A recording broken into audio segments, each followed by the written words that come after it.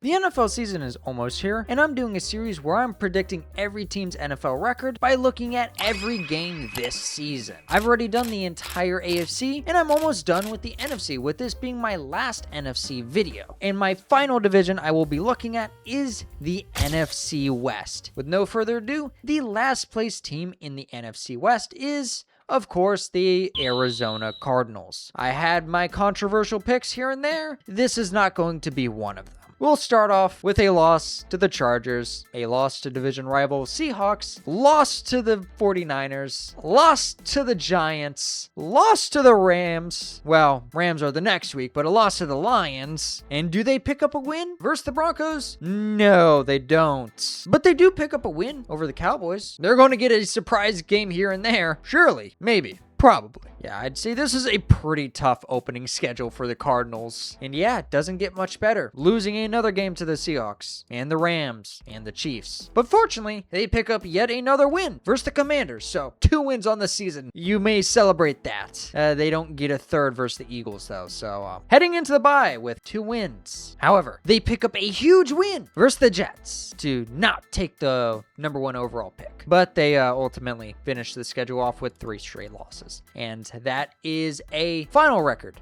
of 3-14. Yeah, this is going to be a rather rough season for the Cardinals, but there's stuff to be optimistic about. I mean, their big pick in Jeremiah Love is likely going to be a pretty good running back if they didn't give him a ton of carries in the first preseason game, therefore giving him a sprained ankle that's going to hold him out for the rest of training camp, which does not give me high hopes about this head coaching staff with Mike LaFleur. And well, their quarterbacks have a pretty good amount of depth. Problem is, none of them are any good. They're just good backups. And their wide receiver unit, though, is actually pretty nice. Michael Wilson had a really nice season last year with Jacoby Brissett. This team will be somehow relevant in fantasy. I don't think they'll be relevant in the actual NFL, though. And the third place team in a rather stacked division is the San Francisco 49ers. Somebody has to finish third in this division, and unfortunately, they are the candidate for that for various reasons that I will get to in a little bit. But let's go ahead and start with their record. With a game in Australia for the first time in NFL history, we'll start out with a Rams win. Now, they do beat the Dolphins and the Cardinals. However, they take a loss to the Broncos. And their first matchup versus the Seahawks don't go their way. They take a loss to the Seahawks. Next up is the Commanders, which they take a win here, and they also beat the Falcons going into the bye. So starting out 4-3, not terrible. The rest of the schedule, well, they got the rest of their division to deal with and some pretty solid teams to play against. So let's get into all that. First of all, they open up against the Raiders after the bye with a nice win here, but unfortunately, they take a loss to the Cowboys, then a loss to the Vikings. However, they avenge their loss versus the Seahawks, taking this game. And they have a nice little stretch here, getting a win over the Giants and then a huge win over the Rams. The Rams aren't going undefeated in this division. They are going to take some losses, and the 49ers deliver a crucial one. But unfortunately, after that high of a win, they take 2 straight losses versus AFC West teams in the Chargers and Chiefs, and take a tough loss to the Eagles, but they finish out the season with a winning record versus the Cardinals, finishing 9-8. One key reason, and it's not really the talent on their roster, it is, can their talent on the roster stay healthy? And so far in training camp, that has not been the case. Last year, their entire defense got injured, and they were starting literal guys off the street. Michael Williams, I don't know if he's going to play any significant time, and Fred Warner hopefully will be back as well. Hopefully he can stay healthy because he is the heart of this defense. And their offense, well, there's a lot to be worried about. Number 1, George Kittle. Is he going to be back healthy week 1? We'll see. I wouldn't bet on it, but it's possible. I just don't think he will be truly himself until maybe mid-season.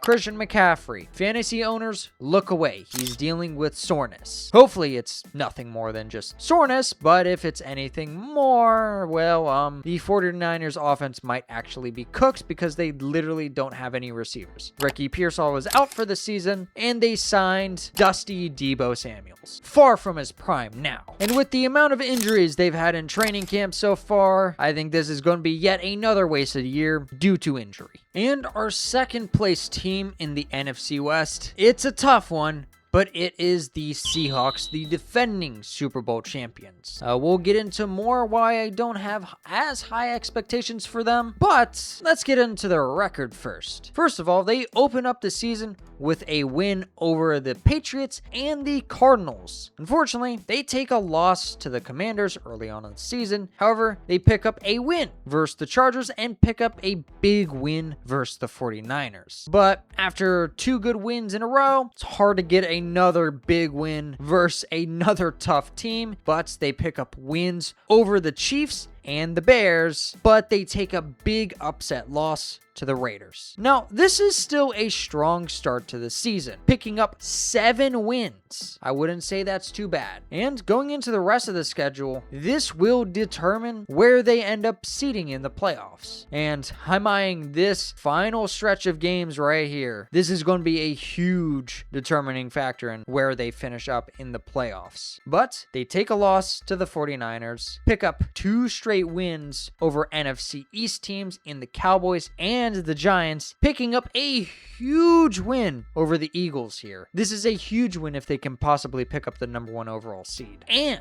they pick up a win versus the Rams. I mean, these 2 Rams games are going to be absolute cinema. And they pick up a win versus the Panthers. However, they unfortunately finished the season with a loss to the Rams in LA, finishing the season strong with a 12-5 record. Really solid season for the Seahawks, who I expect to return to the playoffs. I mean, they keep most of the core that won them the Super Bowl a year prior, but I am eyeing that RB room. Number 1, Kenneth Walker left in free agency, but importantly, their other running back, Zach Charbonnet, is down to injury, taking an ACL injury right before the playoffs, so it's going to be a while before he returns, if he returns at all. But they invested in a running back in the first round in Jadarian Price, who I think is a good running back. I do expect the Seahawks to be a balanced offense with a good amount of running, so if Jadarian Price can be productive, he's a guy I'd be eyeing in fantasy. And of course, they have the receiving yards leader in JSN,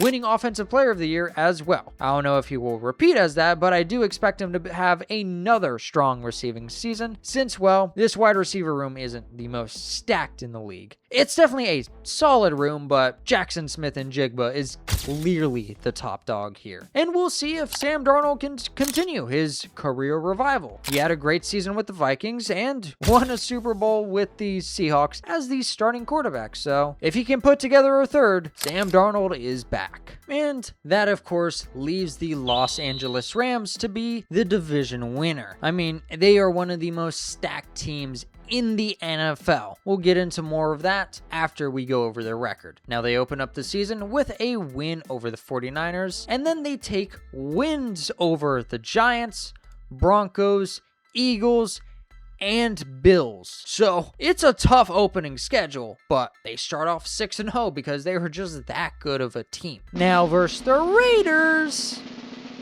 they win that game. And they beat their stadium rivals in the Chargers and take a win over the Washington Commanders going into the bye undefeated. Could they take a loss here and there, especially in this part of the schedule? Sure, that could absolutely happen. But they are genuinely such a strong team that going undefeated in the first 10 weeks is absolutely within the realm of possibility. Now, their undefeated streak doesn't go on forever, but they do open up the bye with a win over the Packers, taking a loss to the Chiefs and to the 49ers, winning over the Cowboys, losing to their division rival in the Seahawks, winning over the Buccaneers, winning over the Seahawks, ultimately winning the division with a 14-3 record, taking the number 1 seed in the NFC and having the best record in the NFL. They're not by themselves with a 14-3 record, but you'll just have to view the the rest of my prediction videos to see which other team I predict to have 14 wins. But this is genuinely one of the most stacked teams in the NFL. As long as Matthew Stafford can stay healthy, and same with the rest of their team, strong team. Their offense has the reigning MVP in Matthew Stafford, a strong running back room with Kyron Williams and Blake Corum, a strong wide receiver duo in Puka Nacua and Devontae Adams. The depth behind those two isn't the scariest, but it's still solid behind them, and they have one of the best offensive lines in the NFL. And this defense, it's scary. One of the best front sevens in the NFL, adding to it with Myles Garrett, the NFL record holder in sacks in a single season. So dude's an absolute monster at the position, and they got him. And the one real flaw this defense had last season was their cornerback room, and what did they do this offseason? Well, they just took the Chiefs corners, and they have one of the best coaches in the NFL, Sean McVay. So the Rams have every right to be the Super Bowl favorites this season. Plus, future Hall of Famer Aaron Donald could be coming back to this unit and making this defensive unit even scarier. Like, how do you even play offense versus the Rams? Maybe if injuries pile up,